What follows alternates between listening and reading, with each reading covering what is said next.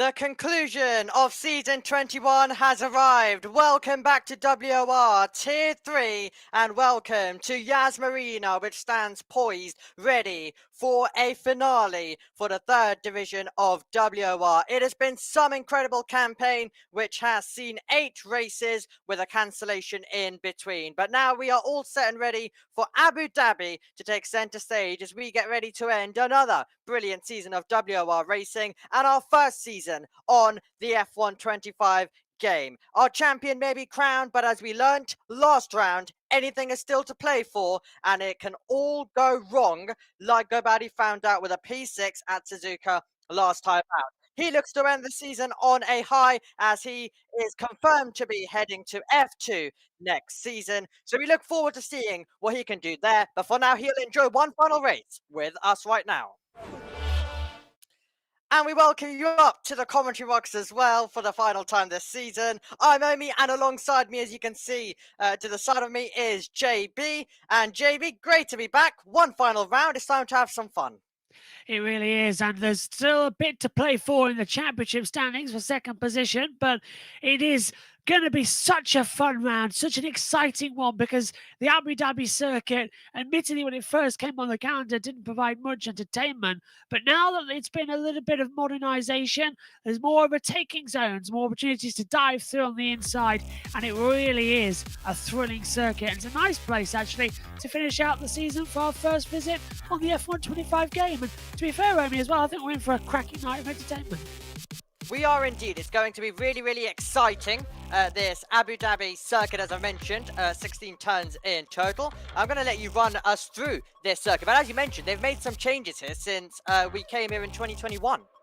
Yeah, that controversial year that still divides many. The circuit got modified that year, so arguably the two most exciting points of the circuit were the two most controversial, looking at it, if we can take a look at that era, because it's down at turn 5, the first real heavy braking on the circuit, used chicane that got narrowed into each other. Now it's a long sweeping hairpin going back for the detection point of the first DRS zone down into the now 6-7 chicane. Look at turn 9, long sweeping hairpin gone.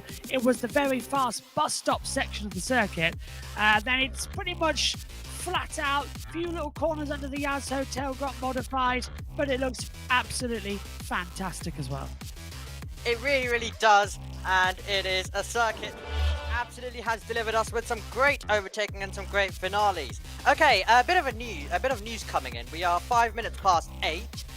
We were set to get underway at 8. That is the usual time. It doesn't always go that way. And we've just been told that we're going to be getting a new lobby. So the delay will be getting slightly longer, and it means we've got more time to talk with you guys and preview this finale. So perfect time to head over to our championship standings as well. And a champion standings which see a champion, as you can see very clearly, in gold at the top. Gobad, he's already crowned himself a champion. He's got a confirmed seat for F2 next season, and he's got a 46 advantage to Carlos Galindo, who finds himself in second place. That's where he finished Suzuka round 9 1 week ago. Oliver Knott didn't participate in said race, so he's 69 points away from our leader. Realistically, if things go wrong for Galindo, we could see a change in the battle for second place, but JB, I'm more looking at a battle for third incoming with how close the drivers are from that point downwards. Yeah, quite close for third position with Ollie Knott on 62. Alexi is on there 58. Thomas Laminen on 53. And to be fair, Neil on 52 and Tristan on 50. It's such an unusual run, isn't it, to have so many drivers close in points in the final race of the season. That's why we said earlier there was a lot to play for coming in to the last weekend. I mean, we already said that GoBaddy had a... We already said that I've lost the track there, sorry, because I'm just in my ear. But yeah, GoBaddy at the front absolutely was at the front. He's taken it away. So we know the champion there coming in. But second, third, fourth, fifth, sixth, that's the close battle that we need to look at. And it still means a lot because if you're good in Tier 3, you get that promotion to Tier 2 and get a run for the championship. Yeah, a very, very important season for these drivers. It is a good opportunity to get yourself up and going in the first season of the game. Last season what happened was, in the whole game cycle, we only ran 2 seasons for all the tiers. Only tier 2 went on to have 3 seasons in total. With this game, it doesn't look like it is in the best stage from what we've heard from the drivers, from what we're hearing overall. Already, there is this level of exhaustion that has come in, and we're only in the first season. So there is absolutely that possibility that we could be heading into the same fate that we did 1 game ago, where we only end up getting 2 seasons. So if you are one of those drivers who want to try and progress up, this is your opportunity. When you have drivers that are demotivated alongside you, you've got to try and capitalize on that. Show yourself to the best of your ability, and you've got the chance then to get yourself forward on this game, race in the higher tiers, and just learn along the way to hopefully get to drive in the F1 Sim Racing World Championship, which we do hope will be running as well. So an interesting championship battle, but as I've mentioned, this isn't only about the championship battle. At Suzuka, we already crowned a champion, but what we had was a fantastic race, a late safety car restart, and thrilling racing till the end, JB. And that is what we're going to look for. And Abu Dhabi, a circuit which, you know, in real life as well, we've went there with a title battle, we went there without, and it just always finds ways to deliver. It does, and Suzuka surprised both me and you up in the commentary box because we were expecting it to be a very processional race, not much overtaking. We were treated to completely the opposite as well, and as you saw with our fantastic replays that we had, we were able to go back and take a look and hear from the drivers themselves about how the restart was happening from them and their point of view, because we had 3 cars split down this first straight, and then everyone else trying to just find the correct toe for the good line for the first curve, which is flat out. And then with the safety car restart, you're sort of easing back up the throttle, so you're not as fast into that first braking zone as you usually are. So you can carry a lot more speed into the second curve, and then sort of try and narrow yourself back in through the S's section. So that's why last weekend we were seeing so many incidents as well, so many controversies, and also the Casio triangle, dive bomb maneuvers, which, well, they did get a little bit of an investigation, but luckily nothing came of it. And it's just all sort of thrown up in the air a tiny bit, wasn't it, with how many drivers sort of held their hands up and said, no, that was my fault. But the race turned out differently than what anybody expected. It threw the tyre game up in the order as well. With that late safety car, everyone coming in again to change over, it was very, very exciting. And us doing mental math and handhold, trying to work out what the order was. And who had track limits, who had penalties. It was unbelievable a week ago in Suzuka. A perfect race. Yeah, absolutely. The perfect race as well. And Tomasetto, he was one of those drivers who actually went for an overtake into the Casio triangle. So he was going for a move there, and he found himself with contact, unfortunately. He's had to start the season with 2 retirements, and he's had an 8th and a 10th alongside that. So 4 races he's done across our campaign so far.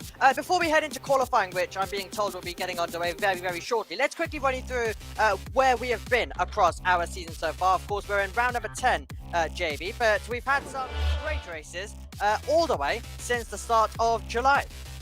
We have. It kicked off arguably in Australia, so the best place to have a new game season launch, and that circuit providing entertainment. Spain, then on to Belgium, the United States as well. We joined Monaco, myself and Omi, and it was a fantastic race there. Azerbaijan, Great Britain, Emilia Romagna, we joined you at Tier 3 in Japan a week ago, and we're here again for the finale in Abu Dhabi. This will go until the 3rd of October across all tiers as well, so settle yourself in for some exciting racing action in the last of the season 21 calendar. Absolutely. And of course, 3rd of October, you can expect the console tiers to be running, of course, as they will be racing on Thursday in a few days' time. To make sure you tune in to that, and then also console tier 1 will be on the Friday as well. So there's plenty of action here at WOR as we end off what has been a tricky season for lots, and then it's been a glorious one for drivers like our champion as well. So looking forward to seeing how this is all going to play out. In terms of the drivers who have found themselves with success this season, we've had 4 different pole sitters. Gobad, he's been able to take 5 pole positions. Buba, Elias and Oliver Knott have all had 1 as well. So it's been a very competitive qualifying sessions across this season as well. And in terms of race winners, we will have plenty of those as well, with GoBaddy, Engel Buba, Nel Guyo able to get himself to win, and Not and Cavero. Everyone having one, other than of course our champion. So that's just to bring you up to date in case you have not been with us across this season. But JB, we're all getting set and ready to get this qualifying session underway. Yep, Q1 and only Q1 will be out there, so 18 minutes for the drivers to get out and set in at least 2 banker lap times before time for a quick final one. It's a long circuit here as they come in, but let's see what they can deal with it. Absolutely. Here we go then. Live pictures out there at the Abu Dhabi circuit. Timon van Vincent out there at the moment, navigating his way through turn number 5 and about to head to what would be one of your main overtaking opportunities down in the race. But the critical thing is, if you can't do it through the chicane, you then get another dose of DRS down towards turn 9, but you're either going to have to go for a bit of a late lunge or try and go all the way around the outside. So it is a risk either way at that part of the circuit. So lots for these drivers to contend with. Right now, though, full attack on qualifying. And JB, I guess track limits the issue at Suzuka. It'll be the issue here once again, because there's plenty of opportunities to run out wide. But unfortunately, it means you lose your time. So easy to do at this circuit as well, as you mentioned, because it's a modern racing circuit, but no gravel around as well, because there's so many different configurations coming in for Abu Dhabi that it's literally just a tarmac runoff area zone. So it's going to be tricky to see what parts of the circuit you'll lose the lap time out. We know that turn 5 exit's a hot spot. Coming down into the Yaz Hotel is a hot spot, and also coming into the last corner. That's a big one, Omi. The exit downhill, if you can not get it too wrong, then it shoots you off wide as well. So it's going to be an interesting one, as we now see Van Vincent start a lap time down 7th gear, 8th gear into the braking zone for the turn 5 hairpin. Absolutely, turn number 5, and he'll take it out to the wide line to just give himself the best opening out of the corner, because you've got to get some good traction when you arrive down this straight. DRS goes open for him, and then about to head down in towards turn number 6. We'll once again try to set up the line perfectly in sector 2 at the moment, as well as he turns in. And then he's going to be getting ready to rotate the car once again. He's made his way through turn number 7. Turn number 8 is the kink he's just gone through, and then it is flat to the floor down towards the challenge of turn 9 that we've already described to you earlier on in this broadcast. And he's currently, of course, setting the pace, but do remember, there will be drivers who will be pushing on. He's one of the first to actually go out there, so there will be plenty of improvement. And this is one of those circuits where the improvement can come, JB. Lap after lap, the track moves forward, and you've got to be doing the same. Yep, and this is really tight and narrow as they come up, because it's wide around the rest of the circuit, but this final 2 corners really just feel like you're going down the end of a funnel. Down over the line then, it's a 1:22.343 for Van Vincent, as we now join as well Jensen Rosen coming down through turn 5. Don't go too wide at the exit. You can see how the track sort of opens up wide with the curb and then shoots back into the circuit for the straight, and that is where the track limit's going to be key here, as Janssen does a 1:21.968 and goes fastest overall. Jonas Olpel as well, 1:21.974 goes into P2 for the ET8 team. Absolutely. Here we look to Niall Guyot, one of our winners across this season, a driver who has come over from console as well, if you haven't been with us as well. Great to see him being able to compete at this level. That's lap time gone, though, as meanwhile we had Mattia go to the top of 1:21.762 was the lap time that he managed. Niall will still come across the line to get an idea of the lap time that he can get on the board at 1:21. It was, and then in the 8th for him, so it would have been a lap time that would have got him into second. It would have been the front row, but he will go again. He'll push on. Here's Rosen. We were following him earlier on, and now he's the driver who is at the front of the field. And Jensen joined us in Azerbaijan. Has had a best result of 4th. He's had that on 2 occasions, and that was at Silverstone and also Suzuka last time out. Yep, and we said about how quick he was last time out as well, and how much we was all surprised coming into it, as Daniel Hope blocking the Ferrari. Just has to go off the line there as well to come through. That's never going to be in a good position. This is his out lap to come into it, so let's stay with the Alpine and see how he attacks the first couple of corners. We know that Jensen Rosen's fastest on the 121.457. So what can we now see? Down the hill, right on board, and down towards that first corner. Flick the car in, it's a 90-degree left-hander. This is an opportunity as well to lose the lap time. So note turn 1, flat out through 2 and 3. Kink at 4 as you head downhill towards the hairpin at turn 5. Heavy on the brakes, you've already got the DRS and you've got a car ahead giving you a little bit of a tow. See how late in apex it is that the rear starts to slide out.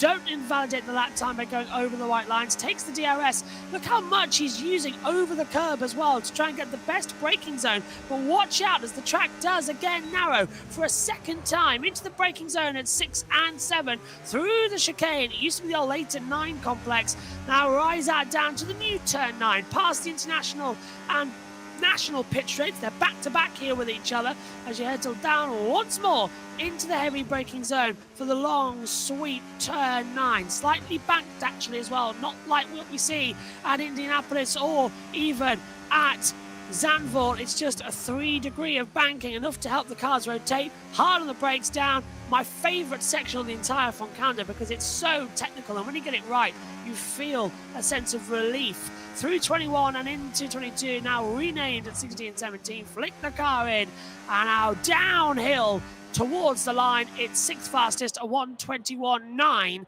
But good, decent banker lap time there. There's time to be improved upon, and certainly I think he knows that he could have got more time on the straight.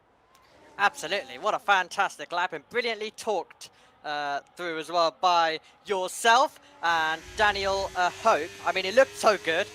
It is still, though, 5/10 off the pace. I think that tells you the margins and how close it really can be, and how much of a great lap it was for Rosen to find himself 2.5 tenths ahead of the field as well. So Niall making his way back into the pit lane. Of course, we mentioned that he had invalidated his lap time. We've got just under 11 minutes to go of this qualifying session. Here's Lucas Serra. He's in P10. He's got a lap time that's just under 6/10 of the pace. He'll be coming back into the pit lane, and they'll all be doing that at the moment as they get, of course, a bit of fuel. They get a new set of tyres on the car, and then go again for run number 2 of the session. Down we go again for Hope. This is that section I was talking about underneath the Az Hotel. Continues to bring it up. Looking good, actually. Keeps on the power at the X. Has he backed off the lap time? Yes, I think he has. So he'll come into the pit lane. Decided he's against it. For 6th fast at the moment, the only driver out there. So everybody in the pits bar 1 on an outlap, and that is Jensen Rosen into turn 5 at the P1 at the moment on the board. And I don't think people are happy at the moment. I'm just checking in with the chat. I don't think they're happy about cars on the circuit. We'll keep an eye out. Go back, Omi. Absolutely. We're just also hearing that Oliver Knott, who is the driver who finds himself 3rd in the standings, he's mentioning he can race now. So as we're in the middle of qualifying, let's see whether he is allowed back in to join us. Of course, if he did join, the game would let him back in, as we are in the middle of qualifying. He's just been given confirmation that he can join. So 14 cars will become 15. So excited to see Oliver Knott join us as well. A very talented driver. I've not actually been able to commentate on him much. It's been great to actually do these last 2 rounds, but it's been a name that I've been hearing a lot from other commentators who I work with. So it's actually great to actually be able to commentate on him. So looking forward to seeing what he can do. Same applies to Rosen. He's really impressing me across this qualifying. Great banker lap, but he knows that banker lap won't be enough. Others will be improving. The circuit will be moving forward. So he's got to be straight back out there and then try and produce exactly what he did on run 1 in run 2, but just a little bit quicker. Over the line he goes. Yep, and it's a 1:21.457 is time to beat.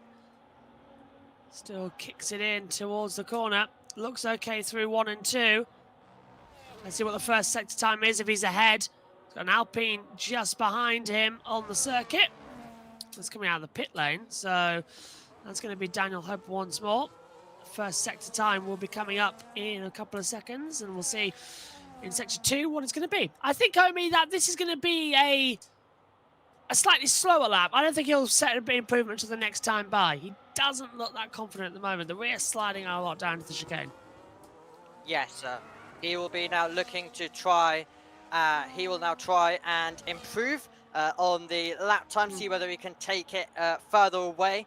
Later on in the session, that will at least be the goal. Not this time by, because he's 3/10 down. Sector 1 wasn't ideal either, as JB was mentioning to you. So Rosen then with a lap time that, well, would get him in contention had he not set a lap time. But considering he's so far away from everyone else by WR margins, it is right now not a lap that he would have been looking for. The Aston Martin man, as he makes his way through. There's Oliver Knott as he joins, and Rosen comes into the pit lane as we expected, not finding an improvement there. Sarah, not finding an improvement, but only by a few hundreds, so he can definitely turn that around if he can have a good chicane in a few moments' time, JB.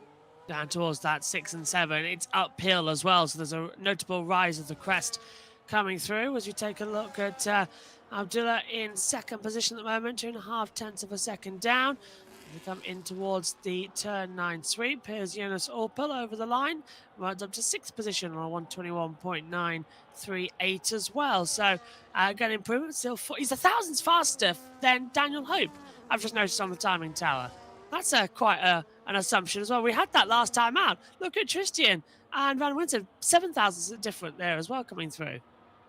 Absolutely. Just also receiving some information that if anyone's wondering as Galindo goes quickest of all by 900, superb stuff from him. But if anyone's wondering where our champion of the season is, I'm just being told that he's got an early trip to Tier 2 tonight. So we wish him best of luck there as well. It was a bit of a late move as well. He was asked to come in and fill in there. So that is why he's not with us, by the way, for anyone wondering. But yes, Galindo to the top.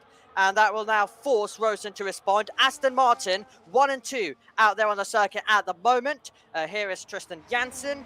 He's in 4th as well. So a good lap as of yet in this session. But now we're ticking into the business end where all of them have to be improving because it's about to get really, really competitive. It is, but I mean, correct me if I'm wrong. F2 started an hour ago, which means they would have probably finished their race by the time we start ours. Couldn't you have done the double? Omi's wagging his finger at me. Well, Tier 2 does start at the same time. That's F4. They were having the great title finale. Yeah. They were having the great title finale as well. So, yes, unfortunately, they start the same time, which is a shame. Could have done the double. How amazing. Skip qualifying, do the double, and if he wins the race, he could have got, I don't know, bonus points or something, or vouchers to the game shop. That would have been nice. I would have done something there to try to get the F3 champion on the F2 grid, see how he does, then put him back in F3. That would have been amazing. I would have done that. Dennis as well, by the way, has lost his lap time with a track limits. Let's have a look at White for third sector coming through now. I think he's backed up on time. He has indeed, unless he's going round at a snail's pace. But then again, I've seen that movie Turbo, and that snail lies. It would have been ripped to shreds instantly, especially at the Indianapolis 500 grip. Yeah, absolutely. Cavera then making his way to the pit lane as well as we ride on board with him as he comes in. This is a bizarre qualifying because we're closing on the end of the minutes and nobody wants to do a competitive lap time. Ollie Nott's made it.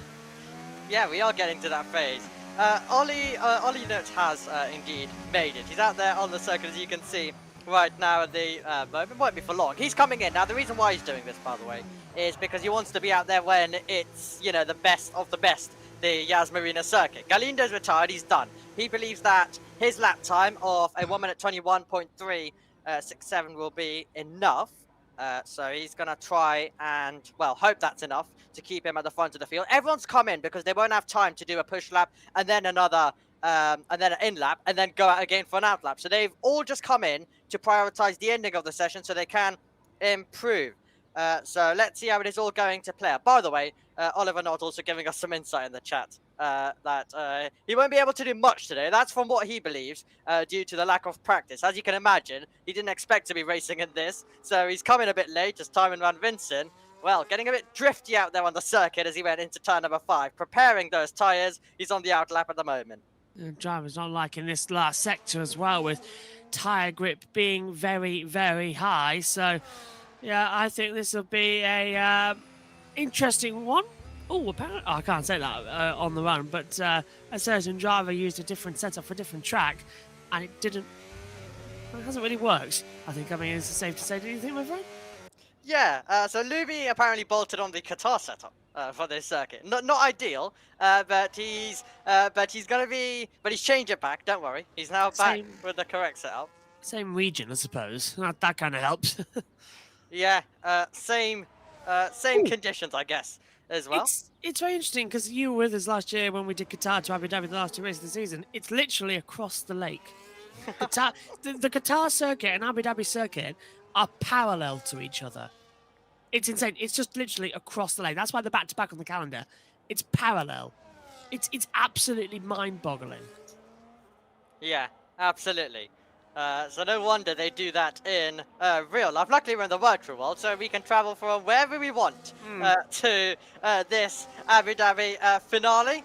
But we've kept it the same as real life in terms of having the start being Australia and the end being Abu Dhabi as well. Okay, we've got a final qualifying session to bring you. We've got a final pole sitter to bring you as well. Timon Van Vincent up through the first sector. That was the first few turns and then into turn 5. The second sector, mostly, of course, this straight, but the chicane, so important. Issue he's got is he's got other cars who are preparing for their lap. Let's hope they're all out of the way. Down into that braking zone, flick the car in, control the wheel spin as you come back over the crest, down towards turn 2, turn 9, hug that inside line and see what you can get to. It's looking okay, position of the car's good. Wide line taken through, completed it with a tight second apex through 9. This is my favourite section of the circuit though, down into the braking zone. You can carry so much speed in that braking zone.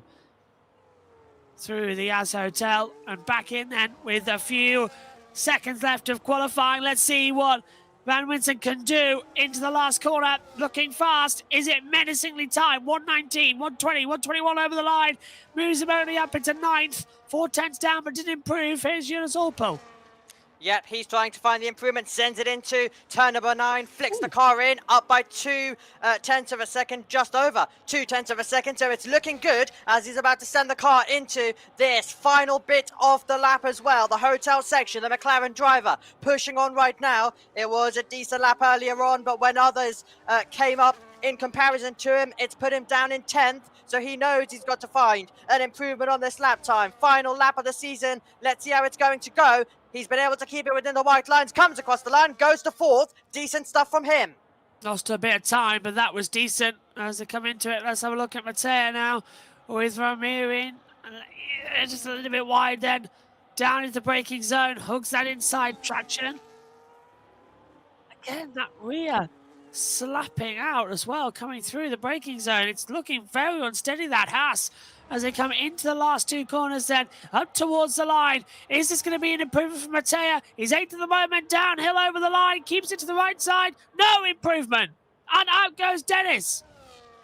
Yeah, he invalidated that lap. He's invalidated that, so it'll be 13th. Rosen with another great lap to go to the top. He's been the master of the Yas Marina circuit as of yet, and now he's got the pole time by 41 thousandths of a second. Aston Martin, 1 and 2. What's White going to be able to do as he's improving as well? Not comes across the line. Well, considering he's not got any practice, he's still put himself ahead of 3 other cars. The driver directly in front of Knott is White. He comes across the line, and it's an improvement of time but not position. Here's Hope. He's going to be in 3rd, and he's missed out by 900ths of a second. What a brilliant qualifying session this is turning out to be. Jansen's in 7th. What a time. What a qualifying. That was amazing. Are we surprised that Jensen's got this under the bag so much? He's so good at the last lap times. What about Orpel? He's last over the line. Is he a surprise? Oh, he stays in 5th. But Jensen Rosen keeps that pole position once more by 41 thousandths of a second. A sweet time there, Omi. Absolutely fantastic. And he's been able to get himself to P1 on the grid. Fantastic to take his first pole of the season and become our 5th different pole sitter of the season. Rosen ahead of his teammate Galindo, who believed he couldn't improve his lap further, which is why he retired earlier on. He's in 2nd, and Aston Martin front row, and then it's Hope in 3rd, and then we find ourselves with Guyot, great lap time from him. Orpel in 5th, and then it is Abdullah, Tristan, Aleski, Mattea, Timon, White, Oliver Knott in 12th, and then it's Sarah and Kaminsky finding himself in 14th position as well. That was superb, JB, and now we've got a race that's coming our way. Yeah, it was a fantastic qualifying. The race is going to be really interesting to see who's going to be on the traction point for that first corner. As we keep mentioning as well, it's such a tight first 90-degree left-hander, and it's easy to get forced off the circuit. That would give you a track limits warning as well. So they've now got to be really careful and really planning, Omi, what they want to do, what's worth fighting going into the opening lap, and what they can do later on, because this is a track where you can overtake at. Yep, absolutely. It is indeed. So here we go then. Qualifying is done. And now we'll be preparing for our final race of the season. This is going to be fun. This is going to be interesting. JB, so many drivers in contention. All comes down to this final chance to prove yourself before season 22 comes. Yep, and this is going to be a big, big race. We've already seen our F3 champion promoted up to F2. Can we see anybody else get promoted up? This is your night to show us what you've got, with the second place in the championship all still to play for. Effectively, what we've got is a title decider. So this is a lot of action to come. Yeah, absolutely. It may not be a championship at the front, but for other drivers in this field, absolutely. A bit of a title finale for them as well. So it's going to be a very interesting final race. With the way WOR works, it's a lot different to what it would be at the end of a real-life season. We will be back in about a month's time, the league. So it all happens quickly, but this is your final chance to prove yourself before you head into basically the second phase of the game cycle, and a second chance then to prove yourself. But you want to be in that tier 2 level. Absolutely. Tier 2 is when all the fun stuff happens as well, and you can really show off towards the big guys who are looking above, going, okay, who's the next upcoming talent? Who's going to be there to give the opportunities as well? It's like a big hunting ground. So this is going to be a lot of fun. Being told that the drivers are readying up, Omi. So for one more time this year, the lights will come on and the race will get underway. And to be fair, I'm wondering about Ollie Knott. He got an interesting qualifying, but no practice. So how he's going to go on with this race is going to be very interesting to tell. But one more time, you get the lights out. Absolutely. This is going to be fantastic then. It is time to end season 21 on a high. And we are getting all set and ready for what is going to be quite a feisty race, I am sure. I'm already seeing some of the strategies come in, and we've got some differences as well. Not going for a hard medium possibly. We've got Mattia going for a soft hard as well. We've got a medium hard. So we've got all three tyres coming into play from what the drivers are originally telling us. So this is going to be quite an interesting start. It is time for the final race of the season. 5 red lights are on. And WOR is racing for the finale. Good start off the line for the Aston Martins, 1 and 2 into turn number 1. It's going to get close and contact. Spinning round to the back of the field is going to be Galindo. And that is such a disappointment. They went 3 wide into turn 1, and Hope and Guyot made contact there. It is Rosen with the lead into turn number 5, and Guyot finds himself in second place and Hope in third. But drama at the start as we see Abdullah trying to take third. Trying to go back up the inside line with that Verstappen line coming into turn 5. Tried to force Hope out wide. Hasn't worked out. Look at Niall now trying to get in that slipstream down in towards the braking zone. Look at the 2 Red Bulls for the back as well battling. Aleski battling with Tristan. And coming there is Abdullah as well, trying on that inside cutback. Does indeed force Tristan wide. So great start from everybody so far, but terrible from Carlos. We saw jokingly Jensen say, "Can you hold everybody else up?" He tried into turn 1, but 3 into 1 doesn't go. Ferrari of Dennis Kamensky as well, trying to go around the outside of Lucas Serra. Hasn't worked out. Serra's still in 9th position. Laminen as well, staying P11, having to block off from Ollie Knott, who's making an impressive getaway from me. But the field just combusting together at the moment. Absolutely fantastic stuff. What a crazy way to start our final round of the campaign. Wheel to wheel we go. Kamensky and Sarah trying to get to the inside of the final corner. That is tight out of turn number 16, and it is Kamensky who just stays ahead. He's got the inside line heading into turn 1. Sarah won't want to give it up. Nothing between them. Ferrari versus Williams. Ferrari come out on top. That was fantastic, and it's still going on! Round! The Williams has spun it! Lucas Serra round at turn 2!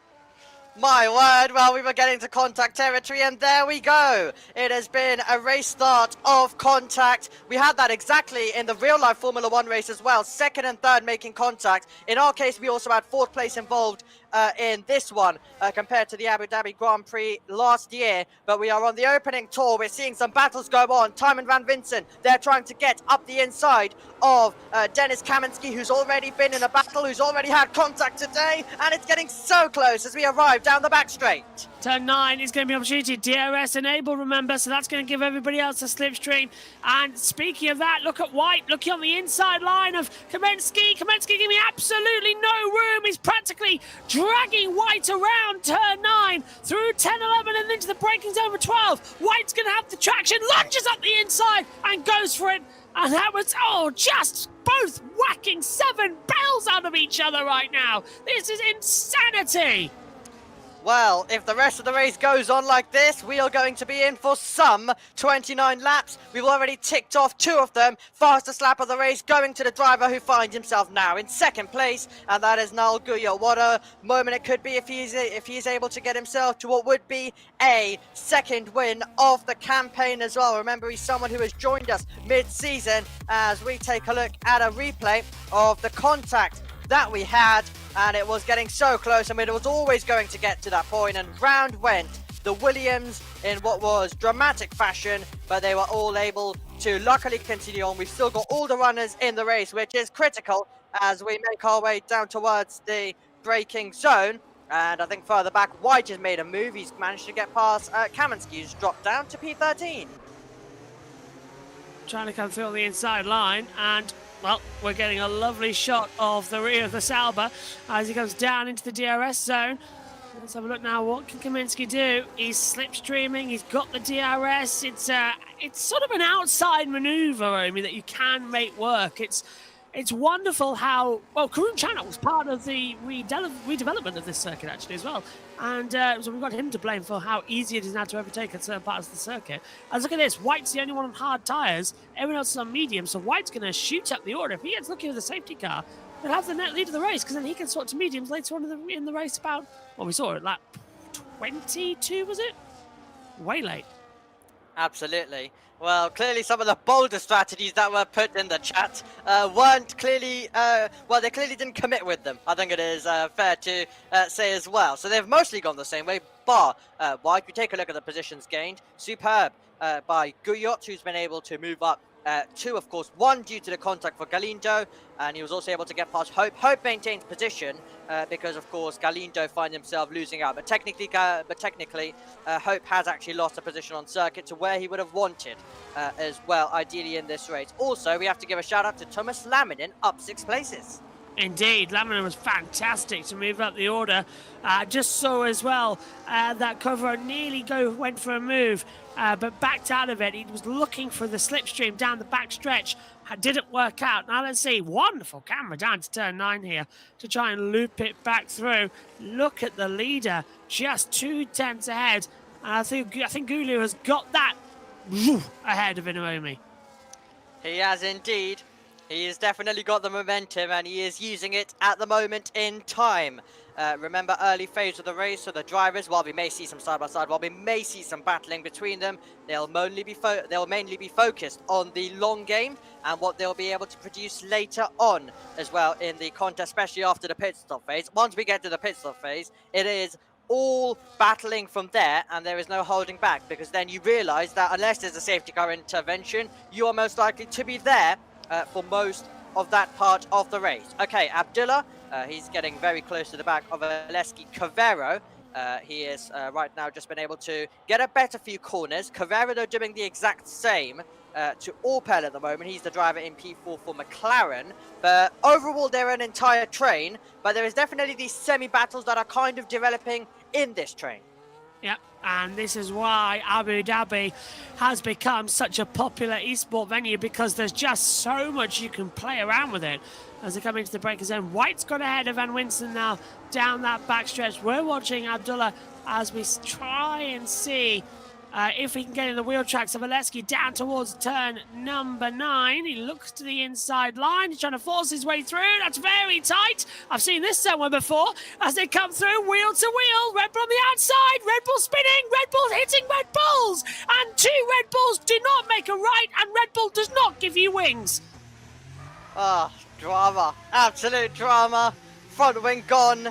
And, well, race ruined there, as you can see on board with Janssen. And absolutely, turn number 9 not working out in that scenario for those 2 as they make their way through.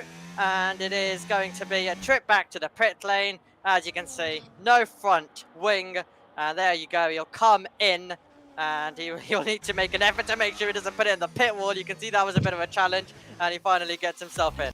Here it is again, look. So Abdullah sends it up the inside. He's entitled to the space because he's a wheel in, but then he just sort of barges outwards, and then the 2 Red Bulls unfortunately come together with absolutely nowhere to go, and then wings gone, and, well, I can hear Bette Midler starting a song about wind beneath your wings at this point because it was so far gone, it was unbelievable. But lucky, actually, that wasn't a bigger contact with both of them out of the race, only because that was a side-on impact.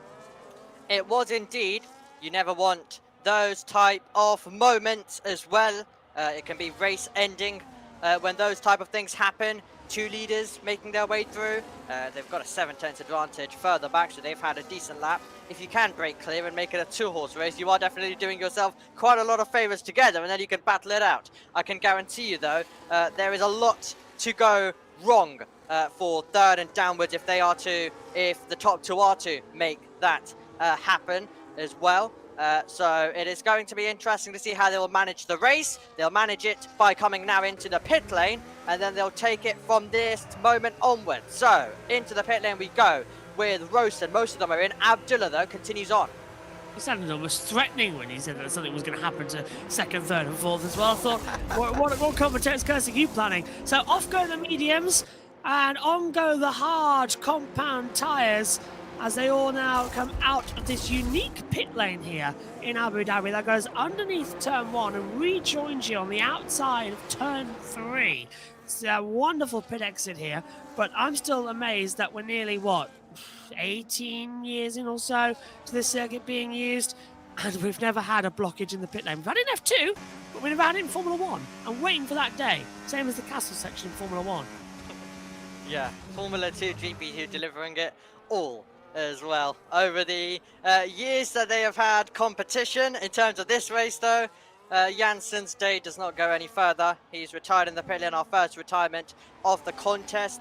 White is currently in your picture, and he's got Not in behind, and Not just closing in the Alpine car, but not going for anything bold or anything brave at the moment. Remember, these drivers who are continuing on, they don't want to cost each other time because they'll have to do a lot more harder work when they rejoin the circuit. You want to lose as least time as possible going on and going longer as well, and battling is definitely not the way to go for either strategies that are taking place. There goes Not into the pit lane as well. Lap number 7 out of 29. In comes Not as he prepares for a change of tyres. And Lucas Serra, time penalty for multiple warnings. He was down in 14th for track limits, so that's a shame. In now comes Oliver Knott and changes over to the medium. Is that the medium? No, it's hard compound tyres on our screens as well. Carlos Galindo with a 1:25.670 as the fastest lap of the race. And it's interesting to just look to this tunnel section as well. That I was saying about how Formula 2 have crashed here, and I then said about I'm waiting for it to happen in Baku with the F1 cars. The 2 I mentioned, Formula 2 have actually gone and done it. They blocked the track in Baku in 2017 and brought out the red flag. And then I think even here later on that year, they blocked the track. As off the track Laminen's got a penalty as well for multiple warnings because he just got forced off in the battle with Daniel Hope, who's gone perfectly in the centre of the circuit. Hope's now trying to go around the outside of Carlos Galindo. Carlos going to hold that inside line coming through the section of the circuit. As we get down to turn 9, and well, I mean, it's all over the place at the moment. They've just got caught out with different levels of grip.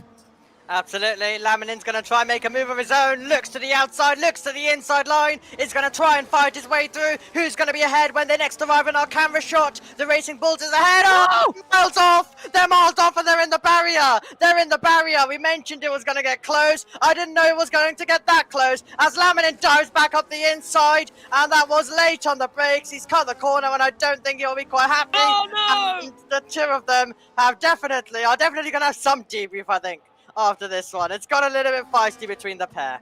And up the inside comes Kamensky. He gets it through, but this is going absolutely ridiculous now between these two. Laminin in a direct fight. Take a look at the replay. It all starts down at turn 9, forces each other wide, gives absolutely no room, just runs him off the circuit straight towards the barrier. Laminin's that is almost worthy of a race ban, and it's still going on now. Look at the live picture. They're 3 wide coming into the braking zone. Round the outside, there's going to be contact there. They've somehow got round. Off the circuit goes Hope as they head down, and now it's 4 cars only down to turn 6 and 7. It's gonna get so interesting. 3 wide, very nearly 4 wide down the straight. It is still Laminin who's inching ahead. Who's going to come out on top in this battle? It has been feisty between these drivers so far. They're basically banging wheels. Hope around the outside, and he manages to find his way through. And now, does Sarah get his opportunity? They are all bunched up together. Who's going to be ahead? Turn number 9 coming up. It's going to be side by side. 3 wide in towards the braking zone. Surely will not work. They just about get away with it on the way in, and on the way out, it's going to be Kamensky who's ahead, but keep an eye on Hope, who's basically lost the positions. He's lost all 3 places, and he finds himself down, and there's contact again. Ferrari gets sent off wide as well. That was a rude punt coming in from Lucas, and I think there was even Daniel touching the back of Lucas coming into it. Thomas Laminin has just gone, okay, I'm not part of this anymore. Off I go. Take a look at this in the top angle. 3 into turn number 9. Karun Chernok, watch that. It does work, and they're still going in the live camera angle as well. This is the battle, remember, coming in for the championship positions, and are so close from 2nd all the way down to 6th. My word, look how close it's getting. Thinking about it to the inside of turn 3. We expected them to be all over the place. And now Laminin losing the position. 3 wide into turn number 5. This is getting so aggressive. Do they keep it clean? Do they keep it together? They're all going to meet on the apex, and now they're banging wheels again. And we'll be nearly going to 4 wide territory. Once again down towards the braking zone. And you've got the Ferrari trying to clear 3 cars in one straight of Kamensky. Is he going to be able to do it? He's got the inside line. And there's going to be contact again as Kamensky looks to keep it spread to the floor, and he's going to be forced off wide, and it's Laminin back ahead of them all, but for how much longer? Dennis Abe comes back through contact, and round for the 2nd time goes Lucas Sierra. Yellow flags out the circuit. Was that an auto reset? You're not allowed to do that. Laminin now trying to go back through on Hope. Dennis Kamensky coming back through on the inside line. It's Silverstone 22. It's Dijon 79. It's everyone going through side by side. And in hurrah! Oh, bang, bang! Round goes Thomas Laminin. Sierra's just running round there. And Kamensky still battling with Daniel Hope. Off goes Laminin's front wing. The inevitable happened, and they're still battling over. Dennis Hope trying on the inside line. Kamensky's on the outside. They've somehow still kept together as Van Winston's going to rejoin the battle in the pit lane here as they come in towards turn 1. 4 become 2, and now it's Dijon 79. Absolutely, this is definitely the F1 Sim Racing finale of earlier this year, 2025 vibes. I think it is fair to say, with how the racing has been over the last few laps. Just getting a little bit over the top, and the stewards will have a lot of work to do. I feel bad for them. They're going to have a lot of work to do. There was the moment where the Williams went round, and yes, as I mentioned, it basically was a feisty battle, and then it got to the point where we saw in the F1 Sim Racing World Championship. Now we've got a lunge again. Turn number 6 has been causing so many troubles for these drivers. This time it's Hope up against Kamensky, and now they both went off. They've both got a penalty to their name, and they're both trying to attack and make this battle continue down towards turn 9 now. I've already had a sore throat. I don't think this can take it. Kamensky dives up the inside. Now that was a beautiful move. Inside line at turn 9. Keeps it stick. Look at Daniel Hope keeping around the outside as Abdul comes into the pits and White's taking the lead. But they're side by side coming through the Yas Hotel section. They're both being sent off almost into the capital of Dubai. This is fabulous racing right now. I really don't think my voice can handle this one, but Omi, they are knocking 7 bells out of each other tonight, and I'm literally having to hold my voice. This is fabulous racing right now. Absolutely. Oh, it's getting to contact again. Nudge given into turn number 1. I do feel bad for Luke and the entire admin team. I think there will need to be quite a lot of conversations ahead of next season. And you can definitely tell it is the final day of racing as well. Oh, we sent it up the inside. There's a replay. But at the same time, the latest lunge, a Max Verstappen style lunge. Down at turn number 5. And now we rejoin them live. They're neck and neck. Down towards the braking zone we go of turn number 6. It was so aggressive into the braking zone, and this feistiness is continuing once again into turn 6. Outside line becomes the inside there for Hope. Better traction for Kaminsky, and here we go again. I don't even know which part this is, but all I know is we're still about to go side by side. It's like the Fast and Furious franchise. You stop counting after number 6. Here we go again on the inside at turn 9. A lovely manoeuvre from the Ferrari. This time it's got the cutback coming in from Daniel Hope. Can you have the exit down towards the breakers over turn 12? Looks to the inside, goes for it. The barrier's there. He's going to force his way through. Crash bang. One up and somehow he's back ahead. And still they're staying on there. Oh, more contact. And round goes the Alpine. Always going to happen with the way that battle was going, and now Tymon Van Vincent's going to be getting himself onto a scene which I don't think he would have signed up to be a part of with how this race has been going. Okay, let's look at a replay then of some of the battling that was going on. As you can see, we've got a replay to show you. There's still stuff going on in live pictures as well. It's wild, but this is where we got to the crunch point. You've got a barrier on the inside line, and they basically made their way through, and it was getting to a point, a brinkmanship point, and that is it all just getting a bit over the top when it comes to our final race of the season. Okay, turn number 6, you've delivered us enough! Oh my word, Oliver Knott, all out of shape there, and now Mattia running into the back.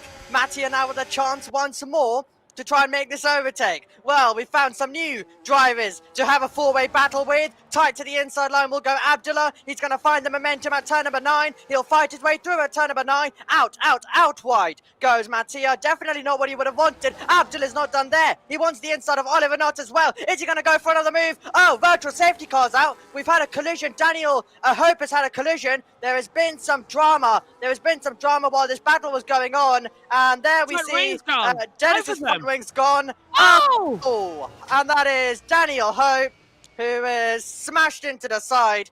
And yes, it has just got out. Yeah, Kaminsky's out, by the way. We've got the safety car. It's just got to the point now where I think lots of drivers, unfortunately, have lost out there on the circuit. I think it is fair to say it has not been the day for lots, and the cool heads that we maintained for a long part of this season have all boiled over here at Abu Dhabi tonight. Apparently, Lamron saying sorry for the contact. His wheel doesn't downshift. He was speaking to Lumi for that one. Let's take a replay. So, this is just... There's no room for that. Daniel Hope, that's a ban. There's no place for that at all. No matter what's gone on, they were all going there. Yeah. Yeah, very disappointing to end the season on this note. We are basically at half race distance, and we hope to bring you some of the great motor racing that we brought to you 1 week ago at Suzuka. We hope to bring you what we saw at the start of this race, but unfortunately over the last 10 laps or so, it has been a bit of a nightmare for these drivers as well. It's become open lobby stuff out there on the circuit as well. So let's now take a deep breath. Okay, let's take a deep breath. We find ourselves now with the safety car out there on the circuit. So we've got to now just regroup, go again, and try and end this season on a high. Oh, brilliant for White, who I said needed the safety car to come out around about this time, half distance to go into the medium compound tyre from the hard. He has been gifted, so has Jensen Rosen as well. So White's now in a position to win the race because of this safety car. Absolutely extraordinary drama for plenty, but it could be joy for a few, including White, who leaves the pit box. Sauber find themselves down right at the end of the pit lane. Watch Abdullah, he's going to be the one we're going to be looking for, going through there. But of course you get the inside line of this part of the circuit. Abdullah will be ahead, but that is second place now for White. And there is, well, we mentioned if drivers could just keep it cool, they will get rewarded. And look at the order we've got. White into contention, second place for him.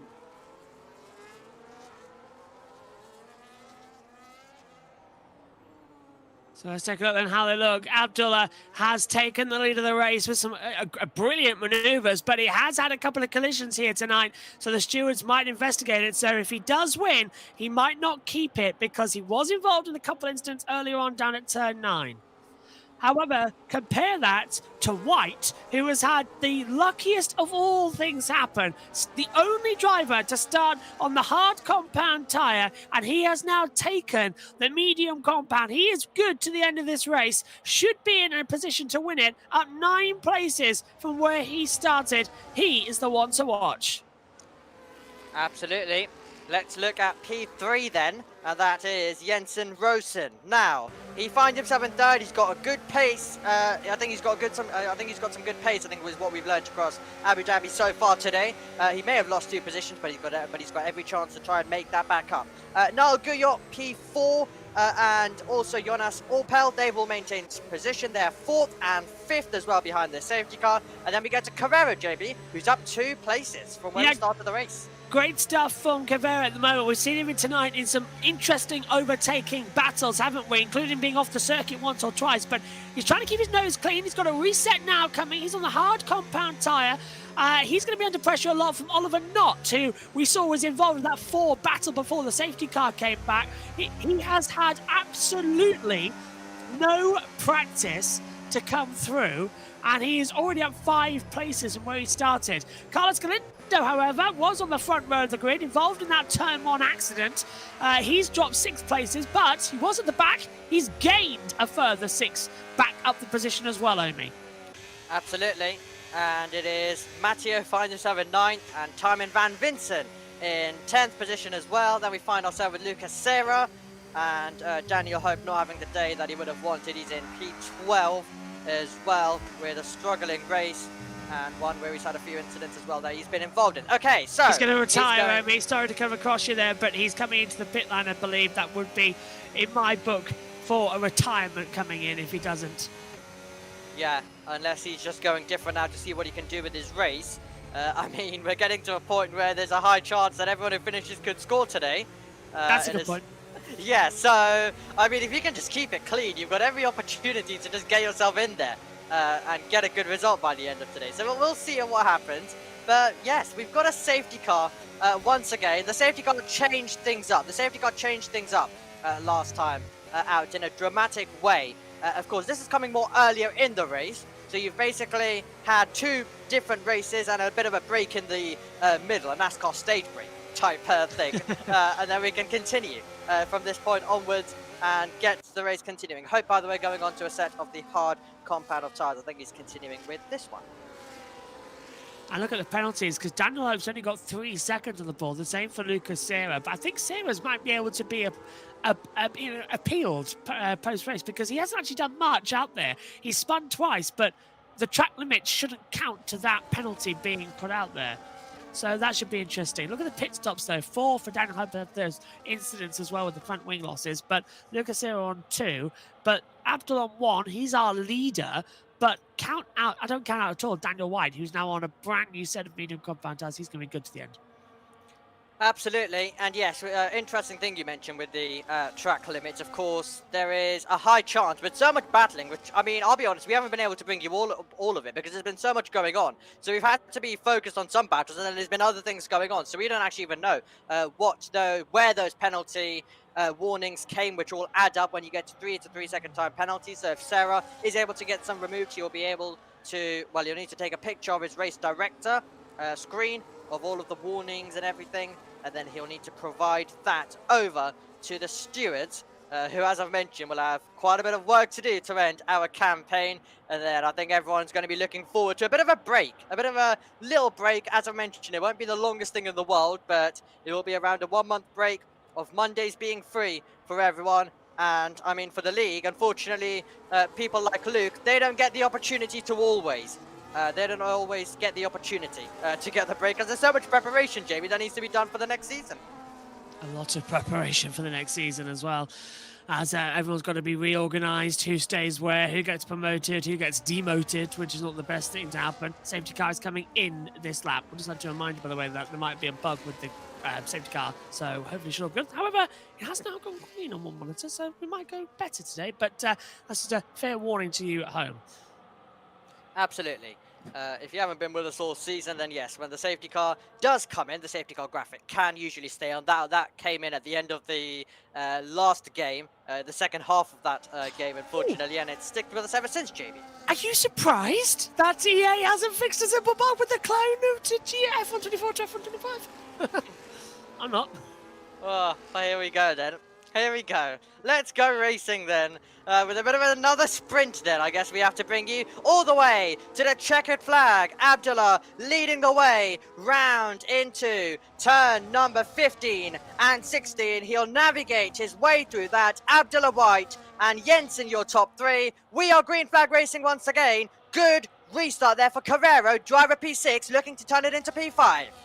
Diving through, that would be an option. Get the slipstream. No DRS yet, remember.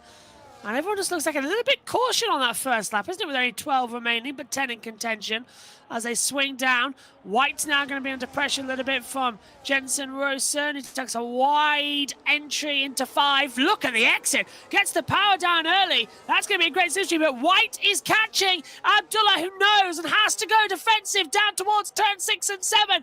He don't think he has an opportunity here, but a little bit of pressure being added maybe. The top three very close together. They are very close together at the moment, indeed. There could be a big opportunity coming our way for these drivers to try and produce something very, very shortly as well. Here we go then. Jensen is going to try and make the move. Our pole sitter trying to return back to the higher positions. Going the long way round and taking second position. Brilliant stuff from Rosen. Fabulous! Just fabulous. There's no other word for it. He is so quick on these tyres. It's unbelievable. Look how much he's already on the back of Abdullah coming through the Yas Hotel section. A little bit of a punt there coming through. Don't damage your wing too much. DRS will be activated next time by. So let's see what you've got to offer here at Yas Marina. Over the line, DRS will be enabled. So it'll be the run down towards turn 5 and 6. That's going to be the opportunity. Hope now with the fast lap, but with that penalty, you won't pick up anything else. Absolutely. Here we go then. Could get very interesting as well with the drag reduction system open as well. I'm looking at Carrero. He could be one to watch. Not the only one. Also, Noel Guyot wants an overtake as well. Into the braking zone of turn 5 we go. Arrives on the doorstep. Can't arrive and get through though. He has to sit in behind. Now, can he try and get in the slipstream to try and take this spot on the podium? Meanwhile, Rosen is going to be going for the race lead. That is at the front of the field. Abdullah defending in the middle of the road. Third position though is where Guyot's going to be heading. He's got the position into the corner. White will try and fight that one. White will get the chance. Meanwhile, battle for the lead out front. Abdullah having to go super defensive. Does he have a response? The drag reduction system enables Rosen, our pole sitter, to hit the front once again. He takes the lead at turn 9. And look further behind as well with White and Kovaro trying to have a battle between each other as well. White stayed ahead. Alexi's dropped back into 6th position, but it's not over yet. The old switch back round the outside, coming down into the hotel section. Just holds it back into what is now turn 14 through 15, 16, 17, the last 2 corners of the circuit. Trying now to have that traction back. It's a wonderful sprint race, as you mentioned. Now clicking over, it'll be on to lap 20. There's 10 to go. Absolutely, 10 to go. Still a lot to happen in this race. Into the first turn we go once again. Can Rosen try break clear? It is hard to do so, of course, when you've got the field behind with the DRS, but if they battle, you could get an opportunity to try break clear. Rosen, though, immediately displaying the pace that he brought to us in qualifying at that restart, able to take 2 positions and able to get himself back into the lead from third on the restart. But the DRS means that Abdullah is still in play, and it means other drivers have the chance. It's a DRS train. You've got to utilize the battery. Ollie Knott is trying to do exactly that in the background as well. He's not the only Alpine. Hope they're trying to defend. That's up against Timon Van Vincent, who was getting very close. On board we go with Knott. Could we see another masterful move into turn number 9? Let's see. Wow, 3-1, that's very close. Well, that's brilliant moving from white to go defensive. Alexi's going to try and swing around the outside, but Oliver Knott got completely blindsided that there was suddenly a Sauber in front of him. Almost runs into the back. Now he's slipping around the outside line. And again, Alexi using that Sauber of white almost like leverage, but it's not going to be enough. Ollie Knott can. Absolutely, still wheel to wheel between the two of them. This is very close stuff, not around the outside. Brave stuff from him. The Red Bull driver will still keep his footed into the final corner on the circuit, and now we will drag race towards turn number 1. Not for long, Knott has got the position, and now Cavero will try and regroup and go on the attack in a few moments time if an opportunity comes into turn 5. Definitely into turn number 6, he'll be definitely trying to go for it as well. Lap number 21 we find ourselves on, and this race has delivered from start to finish, and now we've got a bit of a conclusion to bring you to this championship, a championship filled with the highs and lows. Let's end it with some great racing. We have Rosen still keeping a good advantage, where yes, the drivers behind have DRS, but he still has a good advantage to keep the position. That doesn't apply to Cavero, because that's Galindo, who started on the front row, had contact on the opening lap, dropped to the back, and now finds himself in 7th. What a wonderful ending to this season. We're lining up as well. Abu Dhabi really does give us some great racing. On board with our leader of Jensen Rosen, holding back to Abdullah in 2nd position. Niall is in 3rd position. As they run in, Jonas in 4th, White 5th, Ollie in 6th, Carlos 7th, Alexi 8th, Matteo 9th, Daniel 10th, and this is fabulous running that we're having right now, but Rosen's trying to get that second gap to get out of that DRS train that he so desperately needs to be out of. Otherwise, if he's... Has that contacted the barrier there? Van Hopen dropped a couple of tenths, so he's down to 11th position now. But for when Van Winston, Van Hopen, that's Moto 3. I got confused there. Van Winston, I think, hit the barrier coming out of the exit there of the famous curve that shall not be named. The Nutella driver had liked it, of course. Absolutely.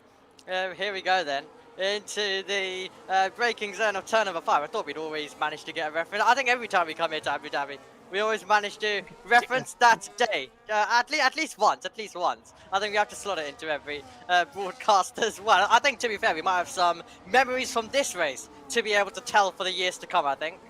I think that was the first ever race that I left the commentary box, and well, I didn't leave the commentary box. I was there for about 3 hours afterwards, still doing shows, because everyone was like, "Has he got a penalty? Has he not got a penalty? What's going on?"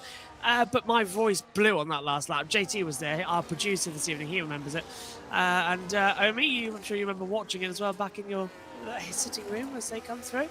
On board now with Van Winston. Oh, and he's holding back the inside line. Lucas Serra. Feel sorry for Lucas Serra today. For no fault of his own, he's been out of position. If he can claw something back here for a good ending and maybe a point, that'll be decent. But he has got that penalty, of course. He has indeed, as they continue to make their way through.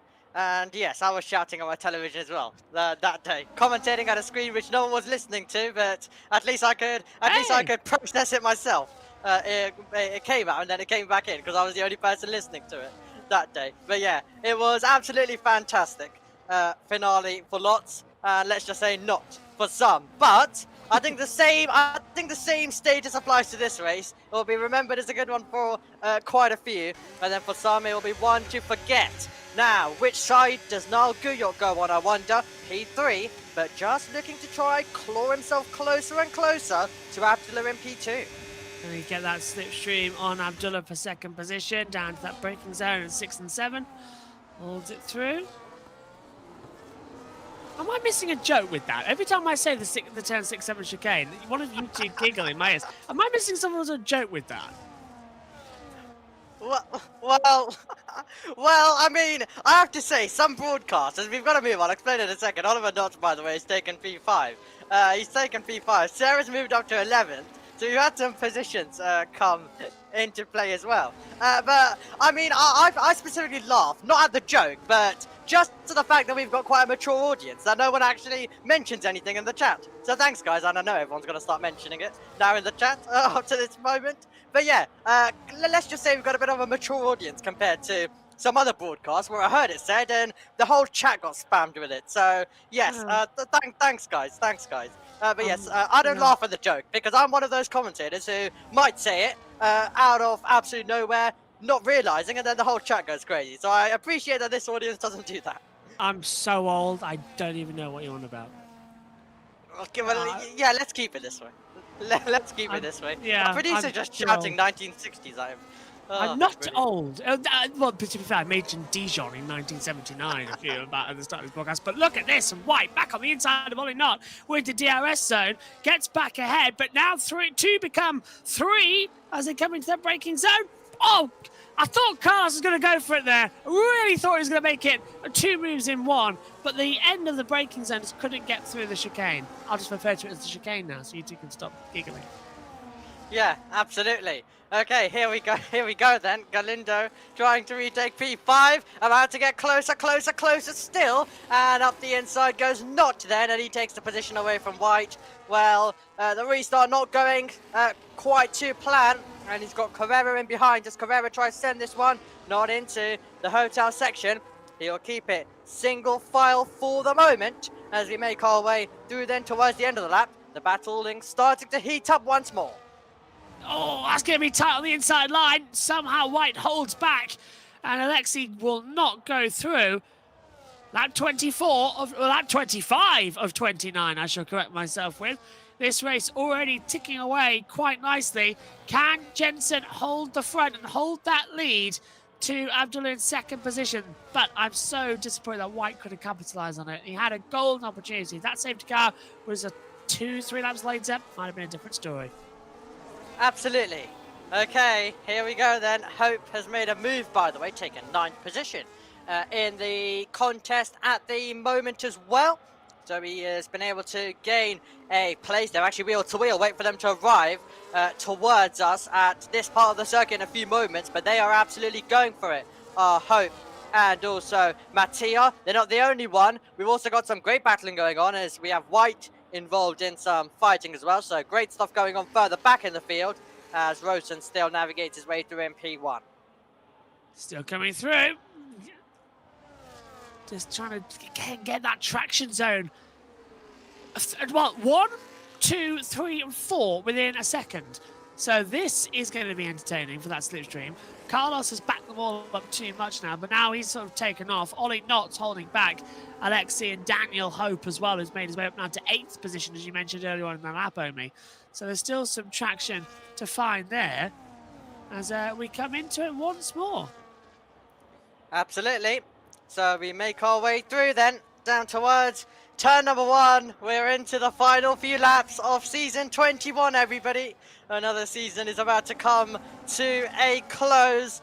And it has been quite the roller coaster across this season for a lot of these drivers. And this Abu Dhabi run, it feels like a season in its entirety, as we've got Oliver Knott leading this battle going in deep. Oh, we twitched! Carrera, and Carrera is going to now take the position on the exit as we saw the wide moment come in as he twitched, as you mentioned, JB, and now it means we've got a brawl down towards turn number 6 once again. 2 Alpines on the charge, 3 wide we go once again. Are they all going to be able to make their way through cleanly? Not backs out of it. Hope keeps his foot in. Carrera stays ahead, and here we go again towards turn 9.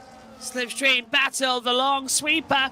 So Alexis is going to hold it. Daniel's going to move to the outside line. Ollie should go inside here. Try and capitalise. Can't do it. Through goes to 6th, goes to Daniel Hope. And it's going to be a little bit of contact there as Ollie Knott has to lift off. Just a little touch with Alexi. But Mateus coming back round the outside in the braking zone for turn 12. On the inside, nothing. Dive bomb!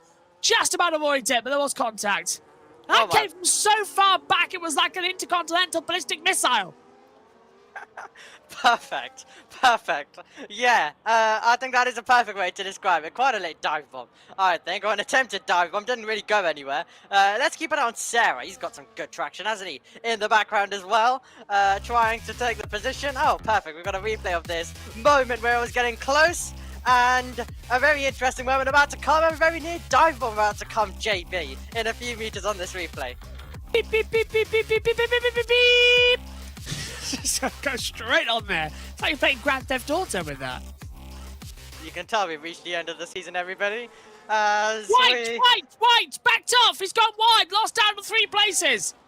He has indeed, so he finds himself with a moment, and he could be losing out now to Timon Van Vincent. He's the next driver up the road. Oliver Knott's gained a position, though. He's been able to fight away back past Aleski Carrero as this battle goes on. Not left, let's see right. In a few moments' time, possibly being attempted there from Sarah up against Mattia. Meanwhile, also up the road as well, Carrero's going to look to the outside line, so we could be getting 2 moves up at once here. Sarah gets past, Carrero's ahead of Knott, and that is some great fighting going on. Wide in the background there for White. Does it in the car? Sarah into the wall and out of the race, and it happens right in the final stages. Just lost it on the exit of turn 9, and he's out.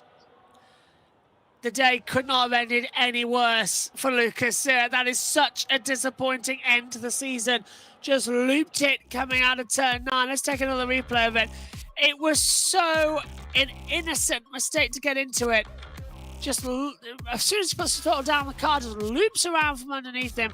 Absolutely nothing he could have done there. Oh, the wall's just too close. Luck runs out, and I feel sorry for you, Lucas. I really do. Yeah, and I mean, as soon as we saw him lose the goal, we were just hoping, could he keep it going? Could he keep it pointing in the right direction? Because, I mean, there's still steward reports. He could have possibly found his way into the top 10 still to get a result at the end of this. Oh, by the way, everybody, we're on the penultimate lap of the race right now at the moment. Absolutely flown by this second phase especially. It has been some great racing, lap after lap after lap.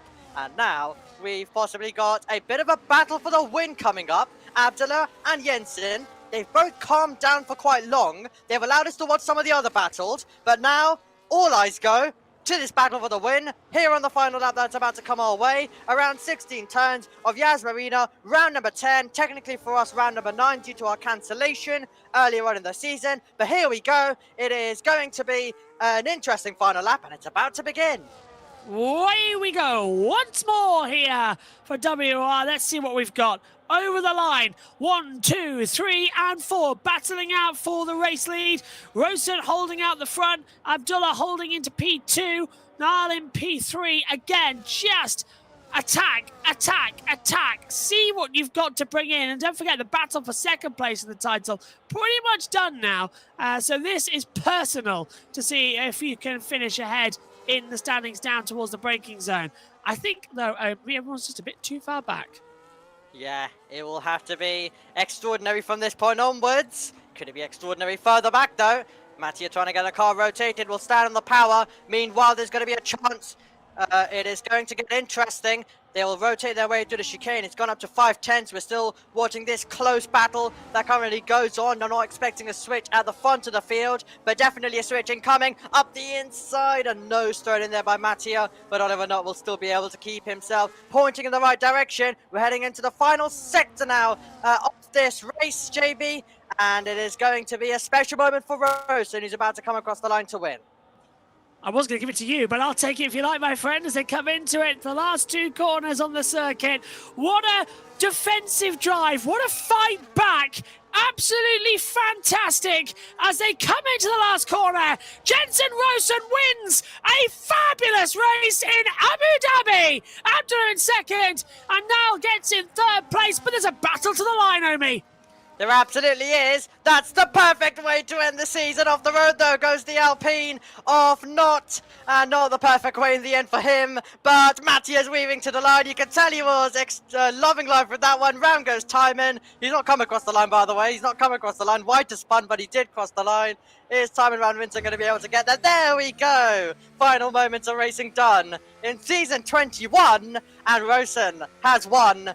P1 for him. The Aston Martin driver will be celebrating that one, and he's really been the master of Abu Dhabi. I think it is I think it is perfectly fine to say after qualifying and after today's performance in the race. Let's take a look at what took place in the final stages of the race. Yeah, just a wide moment. There's a bump there that's similar to what we have IRL, so it just got sent wide, and then, yeah, unfortunately for Timon just spinning before he actually crosses the line, so not the most genius maneuver. But for the last time this season, It's champagne time! Perfect. Absolutely perfect. Ending it off with some great celebrations for the drivers, and they will be absolutely loving life. The conversations will go on in the tier chat about that race, but it was Roshan who ended as the winner, then it was Abdullah. Noel Guyot, great job from him, P3, and then Jonas Oprel was in 4th, and then it was Carlos Galindo in 5th, and then it was Carrero Hope, and then we had Mattia and Oliver Knott and White completing our top 10. In 11th, it was Van Vincent, then it was Sarah, and our retirement's Kaminsky, Laminin as well. They did not see the flag, but it has been quite a season. Your final race results in front of you, and now we bring you up to the commentary box and breathe. Yes, and definitely need to have some form of drink afterwards that lubricates my voice. It was dying after a busy weekend, and also our producer and myself were at a stock car meeting yesterday where dust was thrown up and it's got right in the back of my throat. And I woke up this morning. I usually sound like I've got a gravelly voice. Today I literally had a gravelly voice, so I've been battling it. So if I've sounded a bit off and weak, that's why. Omi's done amazingly to hold me for it as well. Should we take a look back there at the start, Omi? Because this was an interesting getaway, and that turn 1 contact with Carlos having the accident. Absolutely. And as I mentioned, it was kind of similar to what we had in real life. Okay, so Roshan's going to get off the line well. The Aston Martin's actually quite clear. And then basically Galindo goes to the outside to open up the corner. And then we get the smash coming in with Guyot and Hope into the side. And yes, that was absolute drama down at the first turn of the circuit. And the rest of them would continue to battle down into us turn number 5. A lot happened since, though, especially... Yeah, I think that's an afternoon to forget for quite a lot of the people coming into it as well. And I hope everybody takes a breath. It was the last race of the season. You've proved your point with how good you are in other category races. So I think it's just sort of best to go, yeah, let's just leave that one, because some bits were not as great as others. But that final, the 4 battles, the 2 4-way battles we had, some epic racing, because they were able to just give each other space until it all went wrong. Yep, absolutely. Our race winner, by the way, is waiting to have a chat with us. He just joined the interview room. So he is getting himself all nice and prepared for the interview as well. So here we go, JB. You're going to be able to... I am, hopefully, as well. Jensen, it's JB up here in the commentary box. Have you got us, mate? Can you hear us? Yeah, can hear it. I can indeed. Pole position. Did a brilliant job at the start, avoiding all the drama behind you. Pit stops didn't really go your way with the safety car. Fought back through, got the lead of the race, and victory. What an afternoon you've had. How are you feeling? Yeah, pretty good. I mean, the race couldn't have really gone much better. I mean, it probably, like I said, the safety car definitely didn't help. But Abdullah right behind me for basically the rest of the race. Otherwise, it would have just been between me and Niall. But yeah, good race. Good, yeah, good everything today. I mean, I was kind of hoping that I could, yeah, do a bit better than I've been all season. Because, yeah, I just haven't really been where I should be. Just making dumb mistakes and whatever. So, yeah, happy. I mean, it's definitely, I think Abu Dhabi is one of the better tracks for myself. And it's just, yeah, everything went well. I mean, the strategy, yeah, went well. Just wanted to cover off any undercut from anyone else, because the undercut is so powerful around this track. Then obviously the safety car definitely didn't help, but just, yeah, managed to get past White as soon as possible. And then yeah, Abdullah, I was kind of surprised that I got past White so quickly. I thought he may challenge Abdullah because he was on the mediums, but yeah, I was surprised as well how well Abdullah held on, because he was on like 4 lap old harder hards than us. Yeah. And, yeah, he still had pretty good pace. So yeah, fair dues to him, and yeah, I mean, it was, yeah, decent race. Yeah, happy. I mean, after the season you've had, as you said, being a bit up and down with a couple of mistakes, that was the perfect way to sign off. And would you stay in Tier 3 for another year, or do you feel like you're ready for going for that F2 promotion, or do you want to have a stable year here first? What are you thinking going into season 22? If I had the choice, I'd probably take Tier 2, but I don't know, I guess it's... I don't know if I'm gonna have to do the sign-ups next, like the control things, or if it's just placement. But yeah, yeah, I don't know. Just see how it goes. Yeah. Well, after a difficult race, I understand you being a bit out of breath. That was some drive as well to come through after a two-stopper and fighting your way back from 7th in the field to victory after the safety car. I'm going to let you go. Fantastic race, fantastic day. Well done. Pole and the win, and you got the fast lap as well, so a grand slam. Okay. Yeah. Thank you. Excellent. Take care, gents. Take care. Thank you. Bye. Bye-bye. Let's drag up then as well Abdullah into the commentary box as well, P2. Abdullah, it's JB up here in the com box. Can you hear me, my friend? Yeah. Hello, P2. Dominant defence on harder compounds of tyres. That was a very epic end to the race. How do you feel about it? I mean, it was a great race, great battle with Jensen, but it was pretty hard because of all the tires. He got pretty lucky with the safety car. Also, I don't want to talk about what happened behind. Saw some dirty moves and shit, or just because of the map, like the mini map. But yeah, still pretty happy with the results. We can end the season with a good result, and yeah, pretty happy about it. But yeah, win was always possible, but the safety car wasn't. Still 6th to 2nd. That's an amazing achievement out there. How do you feel going into next season as well? Will you do the sign-ups? Yep, feel pretty motivated for next season and hope actually fight for the championship. I hope you can indeed. Great result today as well. 2nd place is brilliant, and to be within sight, what a 4-way ending at the line, that was quite something. So well done out there. Take care. Yeah, thank you. You too. Thank you very much. Right, let's drag in as well Niall up into the commentary box as well. Niall, it's JB up here in the commentary box. Can you hear me, my friend? I can hear, mate. Hello. Well, what a race. 4th to 3rd, but 2 stops, battling hard at the end of the race, and a decent result. How did you find it? I mean, it was definitely interesting, the whole race, I was quite stressful, actually, from the moment of turn 1, and then just following Jensen the whole race, I had to keep up with him. Very fast drive, obviously, but carrying me along, that's quite helped my race, actually. And then, yeah, I think I just followed Jensen, to be honest. I didn't really know whether I was going to go 2-stop or 1-stop, so just follow what Jensen did and just, took the podium. Well, talk to me about that opening lap if you can, because if our wonderful VT editor, as well, our producer, can get that clip back up for the replay of the start. You were starting in 4th, as you said, but you were on the inside line alongside with Carlos and Daniel as well. You had a complete opportunity to see where you were. On the camera, I'm not going to say it was your fault, because you sort of got squeezed, didn't you, by Daniel and Carlos. There was nowhere for you to go. I mean, I don't know. I'm going to have to watch that back, I think, a few times to really consider,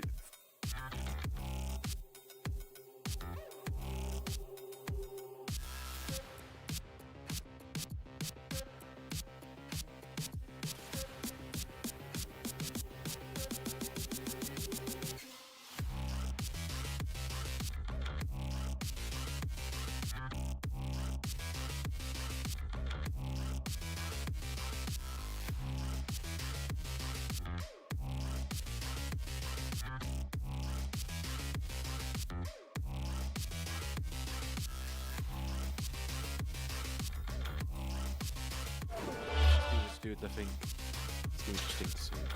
What do you think going into season 22 then as well? Are you going to do the sign-ups, or do you think you'll go up to F2, stay in F3 another year? What do you think? To be honest, I don't know. I think I'm not quite ready for T2 yet, personally. But I will be signing up definitely, I think, for next season, as per usual. I hope you do, and I hope you get in that F2 slot as well. Take good care and have a great month off, my friend. Thank you. Take care. Well, I'll hand back now up to the commentary box and head back to Omni.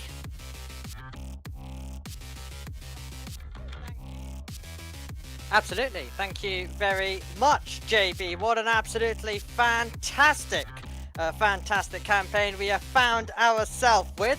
Great to get some interviews and great to speak with our contenders in what was quite a feisty race. I think fair to say, as we bring you back up here to the commentary box as well. That was quite interesting, that was quite dramatic, and overall, I think we've ended off the season with quite a lot of drama, JB. Yeah, and it keeps following us around, doesn't it, my friends? It's quite an interesting one. But that was a good ending of the race. Like Murray Walker, I have got to stop saying because I've got a lump in my throat, but this time it's a lump of dirt thanks to our producer, JT. And as we come to the end of the season, I think it's only right, Omi, that we thank JT for an amazing production. Because we've been testing out new features. We hope you've enjoyed them back at home. And the man behind it all is JT back in the production office.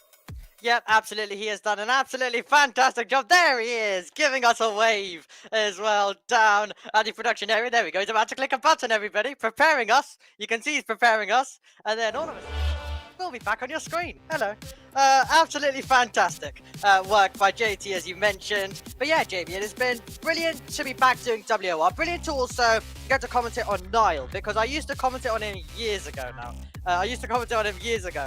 Back in console tier 7, I think it was. So it is great to be commentating on him again as he's moved over to PC like I did a few years ago. But my final thoughts, JB, I'll let you wrap up, but it's been an absolutely extraordinary season, and I'm looking forward to what season 22 will bring.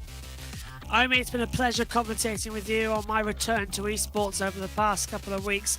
JT, pleasure to have you producing us and shouting things in our ears. Hello, there you go. Hello, well done.